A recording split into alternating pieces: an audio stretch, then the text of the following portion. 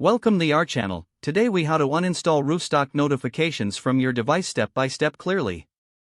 To uninstall Roofstock notifications from your device, start by locating the settings icon on your home screen. Tap on the settings icon to open the settings menu. Scroll down until you find the apps or applications option. Select apps to see a list of all installed applications. Look for the Roofstock app in the list and tap on it. Once you are in the Roofstock app settings, find the Notifications section. Tap on Notifications to access notification settings for the app. You will see options to manage notifications. Toggle off the switch next to Show Notifications. This action will disable all notifications from the Roofstock app on your device. If you want to completely uninstall the app, go back to the Roofstock app settings. Look for the option that says Uninstall.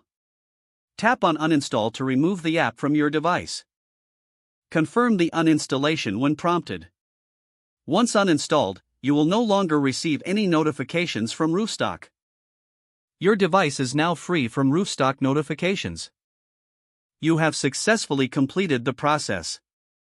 If the page does not load, refresh the browser or try again in a private or incognito window. Make sure you are using the correct email address, then retype it carefully to avoid small typos. If your password is not accepted, use the reset option and create a new strong password you can remember. Check your spam folder for verification or security emails, then complete any requested confirmation steps.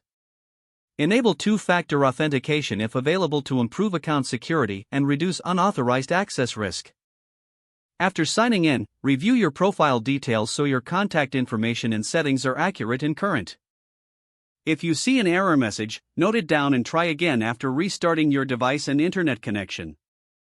Log out when you finish, especially on shared devices, to keep your account and payment information secure.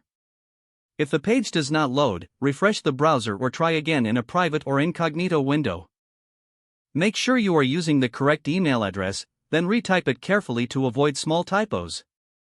If your password is not accepted, use the reset option and create a new strong password you can remember.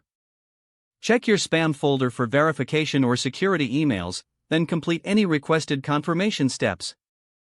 Enable two-factor authentication if available to improve account security and reduce unauthorized access risk. Don't forget to like this video and subscribe to our channel for more step-by-step tech guides.